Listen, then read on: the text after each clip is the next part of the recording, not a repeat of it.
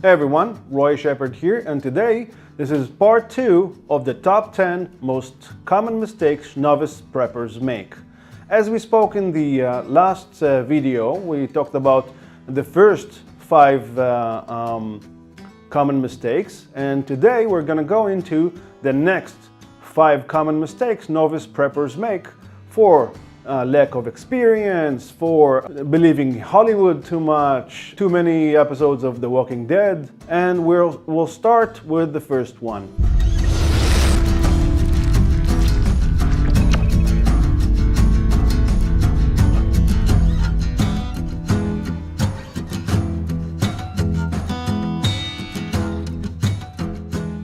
So one of the common mistakes that I see that many new preppers make is they get really excited and they get really passionate about this, which is fantastic. But the thing is, they have this inner urge to share with everyone, tell everyone about their prepping, tell everyone about what they got, tell everyone about their stockpile, friends, family, neighbors. And the thing is, most novice preppers, they see the videos on YouTube, they read the books, they talk to other people in forums. They know to watch out from raiders and looters and marauders in case of WROL situations after a catastrophe. But the thing is this, when they go and speak with all these people, all the neighbors, friends, family, most of them, instead of saying, wow, this is so cool, I should do this as well, which this is what they expect, usually what they do is they get this, raised eyebrow and like, okay, you know what, in case of an emergency, I'll know where to, I'll come to you for help. I know you have everything, so I'll come to you. And this should be a great indicator for us to understand that most people need to realize that the need for prepping, the need for getting ready by themselves. There is absolutely no way that we can convince someone who is basically brainwashed by society since they were kids that everything is fine, they should trust the government, they should trust the emergency response people, and if something happens, they can just call 911 and everything would be fine. And until someone actually experiences combat, until someone actually experiences an emergency and see it with their own eyes, they have really hard time believing it. And in an emergency situation, these people who actually said, yeah, in case of an emergency, I'll come to you for help, they would actually do that. They would actually go, either your neighbors or your friends or your family that you told them, listen, I have stockpiles in case of an emergency. In case of an emergency, they will come to you. And that many times they will start by asking you for help. And later on, when they become desperate, they will start demanding your help or demanding to share your stockpiles, which will diminish your ability to keep your family safe, keep yourself safe. What we need to do is, instead of bragging, instead of having this urge to brag, instead of doing that, have the urge to educate. Have the urge to illuminate people to the situation, to show them bits and pieces of what's going on right now in the media, seeing all those rallies, all those protesters getting mowed down by cars, all this racism on TV and in the media, all this early signs that something is brewing, something underneath the surface is starting to bubble out. And after you do that, you just need to give them hints on what they need to notice. First of all, open their eyes for some situational awareness, to not be 100% of the time stuck in their mobile devices or stuck in their computers, and get them to open their eyes as to see things, to see things around them, to understand what's going on. And Obviously, the second thing is get them to, in a fun way, getting them to acquire some skills that would basically help them. For example, self-defense. They can go to a judo, and it doesn't really matter which one. It could be jiu-jitsu, it could be aikido, it could be Russian sistema. It doesn't really matter, as long as they do something that is more than what they did until now. And get them to be familiar with weapons, get them to be familiar with guns, get them to be familiar with pistols or rifles, maybe take them to the firing range and teach them some of the basics, how to hold a rifle, how to hold a pistol, how to clear a jam, and look at it as a fun activity. Look at it as hey, today we're gonna go to the firing range and fire a few rounds. It's gonna be a lot of fun, and be positive about it. And this way, when you educate your friends, when you give them some tools that they can actually use in case of an emergency, afterwards they would not need to rely on you. You would not need to rely on anyone else. They could basically protect themselves and their own family. And if they see fit for themselves to become preppers, then you can share more resources, give them, if they are interested. The important point, or the main point, should be it should come from them.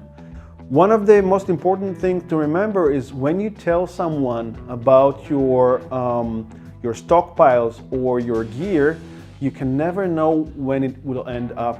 When you release information, it becomes like a bird. It becomes like it has wings, and it has its own will. It can go from ear to mouth. Someone would brag, yeah, I know this guy who is getting ready for this and that, and you can never know who it reaches.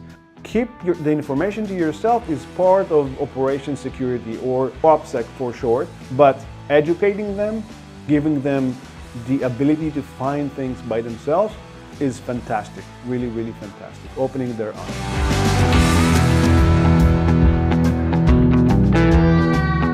The next big mistake that I find many new preppers make is they see, either Black Hawk Down or Hollywood movies, or even if they have some friends or family in the military, either in the Army or the Marine Corps or anywhere else, it doesn't really matter where, and they see these Hollywood movies, they see all these war heroes and all that, and or they see the police, they see movies about SWAT teams and all their heroics and all that.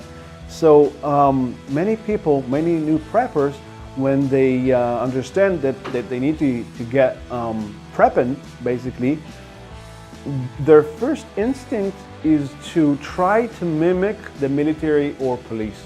They buy the uniforms, they buy the patches, they buy the gear, helmets, night vision, they buy long guns, sniper rifles, whichever. Part of the biggest issue when you go out and you, in a case of an emergency, and you wear uniform and you wear military clothes, but you are not part of a large military unit, that's a huge problem.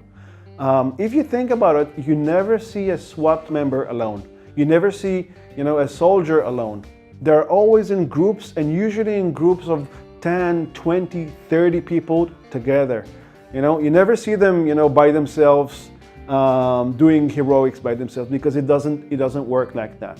Fully armed soldiers, full battle gear, vests, with training, with everything together, and usually they are working as a united force with the commander that guiding this force, and always this this hierarchy of everything, and everything was really organized. And the point is, or the reason for this is, once you go to the field with a uniform, you become a target. This is why you go with a group of 10, 20 people together, so they can watch all the flanks, so you can have support. You have support with heavy machine guns, support with sniper rifles. You can have overwatch, higher overwatch, like drones over you, or surveillance, and you do recon before you go in. You watch the area.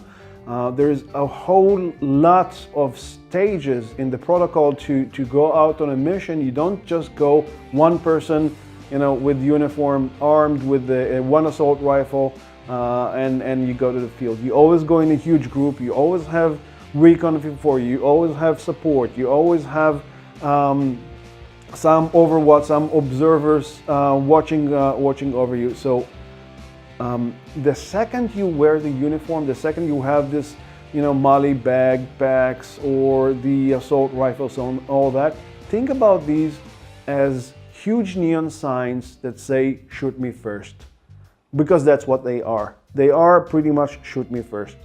And one of the core rules of gunfighter is look unimportant. Maybe they are low on ammo, the more invisible you look, the more gray man you look, the better chances you have to be ignored in a case of an active shooter. In the case that something happens, they might completely, let you go or not notice you at all if you wear regular clothes, if you behave like a regular person. We had 4 videos about the gray man concept. I really recommend that you watch that. It's super important that you understand the concept of becoming invisible in urban environments, because most of us will be in urban environments if something happens, if some sort of a WROL situation happens. We're going to be in urban environments. It's important to know how to blend in, how to become invisible in the background. So super important. Don't look important. Don't look like a military man. Don't look like SWAT.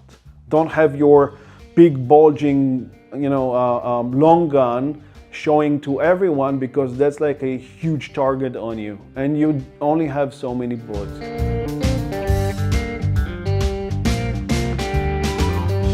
The next big mistake that I see many times in many preppers and many new guys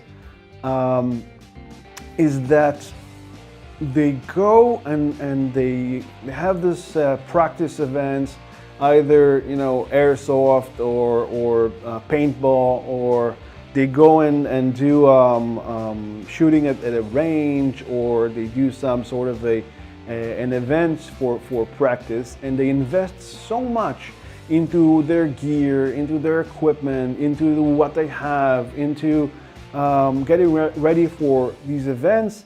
And once they finish the event, they take off the gear and put everything in the closet, in the locker or wherever.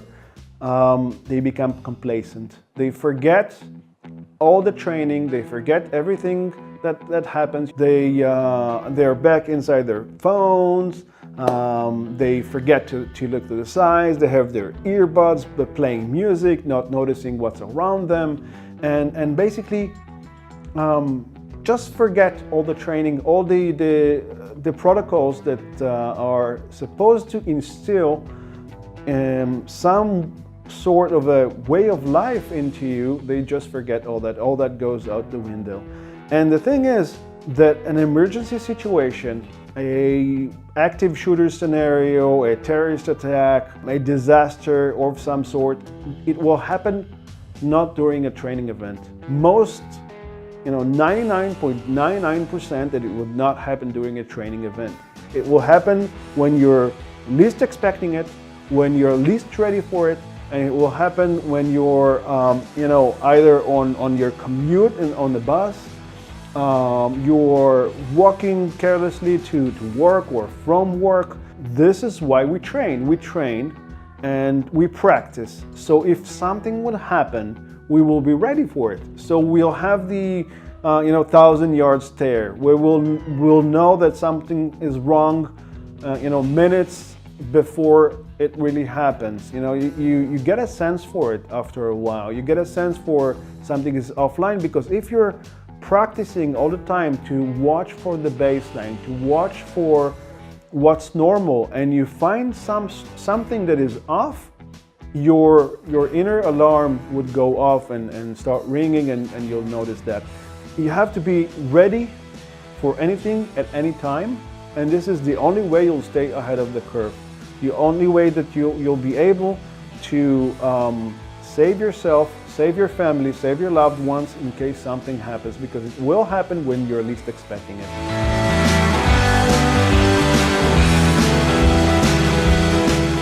So I get to speak with a lot of guys, a lot of preppers, and asking them many different questions over the course of time. And one of the biggest question is, okay, a disaster strikes, something happens, something on a local scale, something on a global scale, it doesn't really matter. What do you do? And most of the times, the answer I get is, I'm gonna grab my go bag and run to the hills. I have one for each member of the family, and we'll just bolt. There are two main problems with this type of thinking, in my opinion, obviously. First, these people who say, most of the people who say, yeah, I got this bug out bag and I'll go to the hills, have never even camped out. They have no idea how to survive in the outdoors. They have no idea how to survive in the wild. They have no idea how to filter water or how to build a shelter. Many times I see people, pack in their backpacks equipment as if they're going for a holiday camping trip with a cabin or something in a resort. Basically, they expect to bring this bag in their car or something, and they expect to have fun. The thing is, after many months in the outdoors, I can tell you that survival in the outdoors is not fun. It's dirty, it's disgusting, it's very sticky, it has mosquitoes on you all the time. It's always the dilemma, should I go to the bathroom or should I just, keep it inside? Because it's not fun to go to the bathroom in the outdoors. Hygiene goes out the window like a day in. Sleeping on the comfy bed goes out the window at the same night that you go out.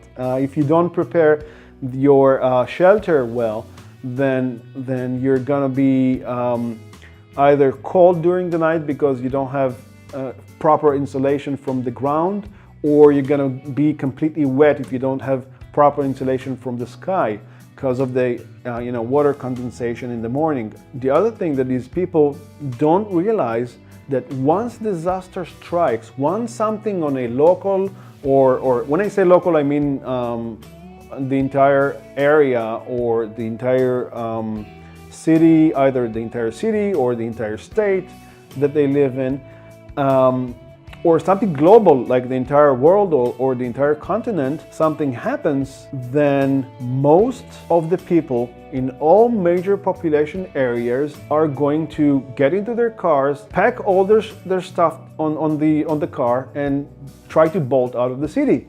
So basically, most of these people that plan to just bug out, first they have to go out of the city, which means a huge traffic jam, like endless. Think about like rush hour times 1,000. Many types of disasters, many types of catastrophes may hit these traffic jams. For example, if there is like a storm or some sort of like a hurricane or something, or if there's an earthquake and there's an aftershock, and all these people are going to be on the highway, they're going to be easy targets.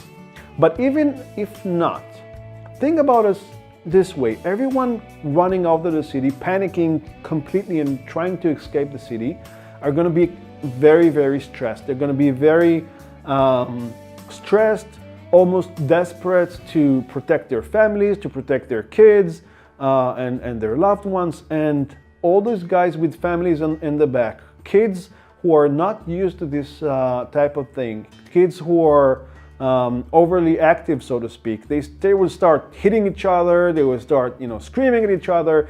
environment inside of each car is going to be extremely stressed because people would not really know what to do, and people will start get frustrated. And as soon as that happens, they would start getting annoyed, and eventually there are going to be some minor violent incidents that might grow to become larger incidents. While people become more and more desperate, they would start doing unreasonable things like resorting to violence. The solution is twofold.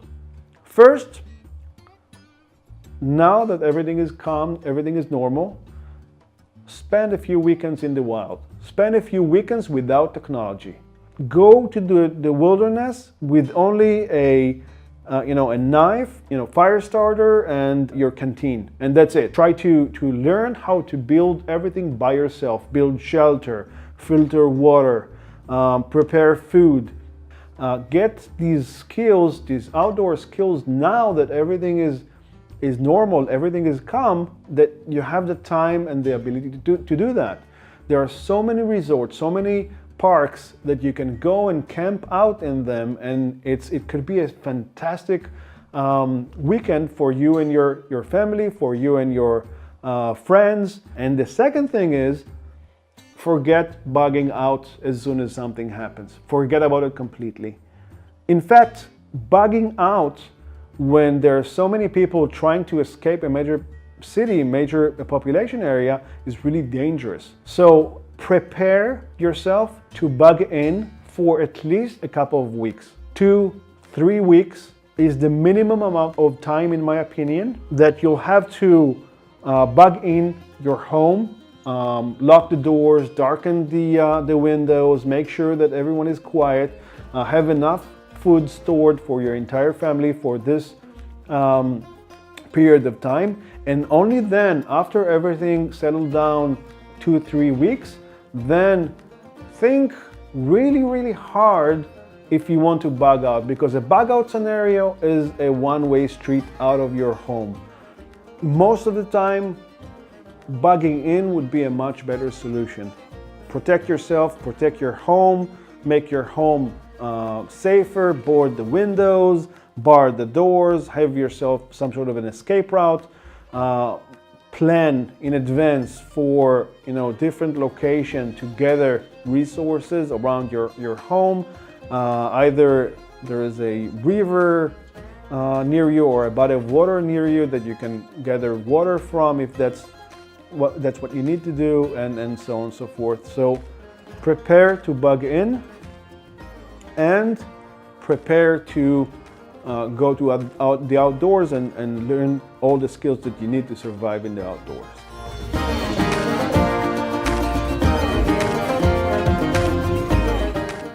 The last big mistake that I see many new preppers do is prepare for a specific scenario. You have your nuclear holocaust nuts, EMP blast guys, your alien abduction guys, your economic collapse guys, or the natural disaster guys who prepare for some sort of an earthquake or something like that. And they invest all their time and all their resources for that specific event. I saw some guys, who prepare for a nuclear holocaust, build an underground bunker underneath their house, spending hundreds of thousands of dollars, making steel doors and air ventilation systems, water filtration system, stocking up their pantries for years. Spending a whole lot of money. These people don't realize that if something would happen, it would probably not be that. Chances are, maybe there will be aliens attacking us, who knows? But chances are that, it's a probability thing, it's a statistic thing. So instead of wasting all your time and all your energy and learning all the skills for a specific event, we need to generalize first. We need to think about what's important for everything, and we need to realize that we need skills for all the situation. If you learn self-defense, it will help you in any event. If you learn to handle your weapons, if you learn how to build a shelter, how to grow a garden, create solar or wind energy generators, that will help you in any situation. So learning skills that will help you in any situation is much more important than preparing and spending all your time and all of your money, all of your budget on a very specific thing that might or might not happen. You know, if we're looking at the probabilities, it's much safer to be able to be mobile than to be stuck in one specific location. Doing a specific thing is great if that specific thing happens, right? But in most cases, it will not. And you only have 100% of time. You can't have more than 100% of time. So you have to divide your time into doing all the things that you need so you'll be able to survive in any situation rather than one specific situation. So to sum up, many novice preppers that I've met think for the short term, and they spend a lot of money and a lot of time on their gear, on their equipment. They rely on technology. Many times they forget to get into shape, and all these things are things that we can take into account, understand that these things happen, it's okay, learn from the people who have been doing this for a while, learn from all the veterans who served in the military, who served in any of the emergency response forces or agencies, that by learning from all these events all over the world, the people who served in war zones like in Afghanistan or in the Gaza Strip or wherever, understand that skills are the key. Skills and training. If you have $1,000, spend $300 on your weapon, the rest of the money on training. Training and getting all the skills that you need to survive is the most important thing. Keeping motivated and keeping the will to survive for the long haul, and understanding it's a marathon and not a sprint. So I'd like to hear from you. If you have any questions or comments about the top 10 most common mistakes that novice preppers make, don't hesitate to leave a comment below, send us an email, go on YouTube, Facebook, anywhere, just talk about it. If you have more ideas, more mistakes that we can make, let's open a dialogue. Let's see, what do you think, which one is the biggest mistake? Which one you agreed the most? What did you not agree with? I would love to hear from you. In the next couple of videos, we're going to talk about the 10 most common ways that most people would die in the first month of a catastrophe. It's going to be super interesting. We're going to learn the common things that we need to watch out from. Use this knowledge to educate ourselves, of course, and our family and friends to be able to survive a catastrophe situation and go past the first month. I'm really excited to share all of this with you. So until then, stay safe.